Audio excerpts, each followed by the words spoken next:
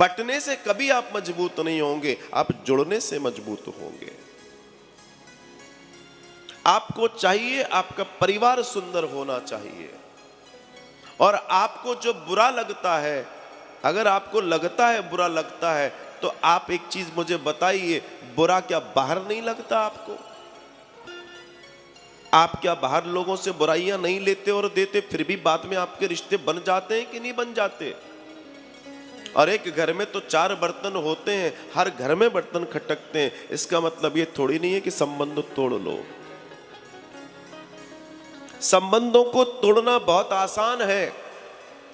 मैंने बड़े बड़े पंच देखे हैं, पंच परमेश्वर होते हैं ना, वो 4 लोग आते हैं घर तोड़वाने के लिए, और वो अपनी कॉलर इतनी वाइट करके चलते हैं। अरे साहब, हम उनके यहाँ गए थे, उनके यहाँ बहुत अच्छे से हमने हिस्सा करवा दिया। अरे मूर्खों, तुम मुझे ये बता दो, कोई एक ऐसा मकान, कोई एक ऐसा घर बता दो जिसको तुमने अच्छे से जुड़वाया हो, तो मैं तुम्हें मान जाऊं। टूटते को तो तुमने तुड़वा दिया, कौन सा बड़ा काम कर लिया? वो तो टूटने ही वाले थे, तुमने हाथ लगा दिया। तुम नहीं होते कोई और, तुम नहीं होते और कोई ऐसा घर तो बताओ कि जो अलग अलग हो गए हो, तुमने एक करवा दिया हो, तो मैं तुम्हें प्रणाम करने की स्थिति में हूं। जिनको तुम्हें एक करवा दिया। और ये भागवत एक करने की कला ही सिखा रही है। हम सब एक हैं, हम सब उस परमात्मा की संतान हैं, हम सब एक हैं। हमारी आत्माएं परमात्मा की आत्मा का अंश है, उस परमात्मा का अंश है। हम छोटा छोटा, हम एक ही हैं। शरीर अलग अलग हैं, ये मटके अलग अलग हैं, ये कच्चे घड़े अलग अलग हैं, मगर जिस दिन ये कच्चे घड़े फूटेंगे, हम सबको उससे मिल जाना है।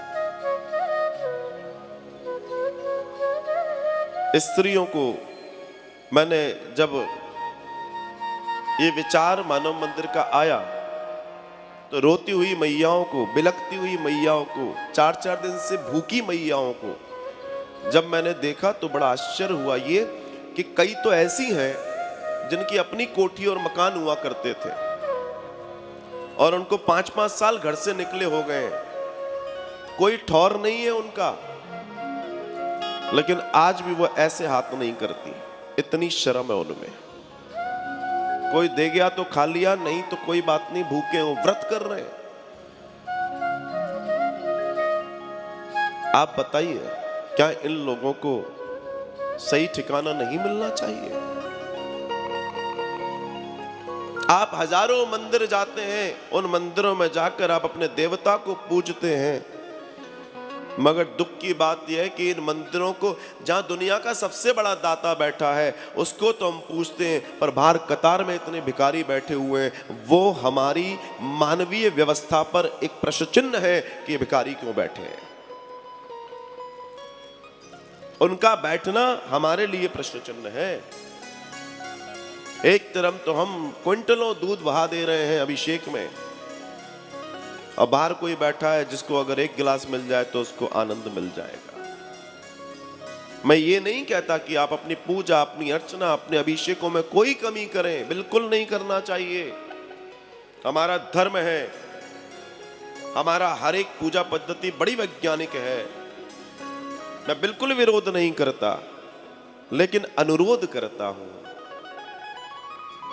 कि कुछ भार भी बंटवा दें तो बड़ा आनंद आ जाएगा। कुछ गरीबों को बाहर भी रोटी मिल जाए तो बड़ा आनंद आ जाएगा। हालांकि उन भिखारियों में से करीब 60-70 भिखारी ऐसे हैं जिनको आप सोना भी दान कर दोगे तो भी वो दूसरे दिन वैसे ही बैठे मिलेंगे, क्योंकि वो उनका व्यापार बन चुका है। अब उन्हें कोई शर्म नहीं है भीख मांगने में, वो ज्यादा आनंद का है। कुछ काम करना नहीं पड़ता, 4-4 टाइम आजकल सोसाइटियां बन गई हैं, कोई भोजन बांट रहा है, कोई दवाई बांट रहा है, कोई कपड़े बांट रहा है, लबालब बांटे जा रहे हैं लोग। तो जब बैठे बैठे मिल रहा है तो क्या दिक्कत है? लेकिन उनमें कुछ ऐसे छिपे लोग भी हैं जो मांग नहीं सकते, जो मांगने के लिए नहीं है, वो अपनों के सताए हुए लोग हैं जिनके लिए हमें काम करना है, और हम सब मिलके करेंगे। आपके अड़ोस पड़ोस में भी ऐसा कोई व्यक्ति हो सकता है जिसको आपकी जरूरत हो। अगर आपकी रसोई में से अगर 4 रोटियां सब्जी निकल के रोज कहीं चली जाए, किसी के पेट में चला जाए, तो क्या बुराई है साहब?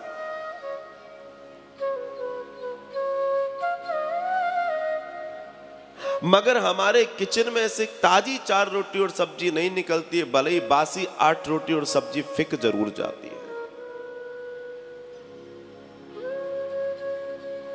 किस दुनिया में हम बात कर रहे हैं? अन्नपूर्णा है वो, अन्न देवता है वो। अगर आपने उनका सम्मान नहीं किया तो एक दिन वो आएगा जब वो अन्न आपका सम्मान नहीं करेगा, तो तब बड़ी देर हो जाएगी, बहुत दिक्कत हो जाएगी। अगर इस बात को नहीं समझे हम आज, देर हो जाएगी बहुत। मैं आज आपसे यही निवेदन करने बैठा हूं कि अपने माता पिता का सम्मान कीजिए, अपनों का सम्मान कीजिए, संयुक्त होने का प्रयास कीजिए, संगठित होने का प्रयास कीजिए, सबको प्रेम से बात कीजिए, सब में प्रेम देखिए।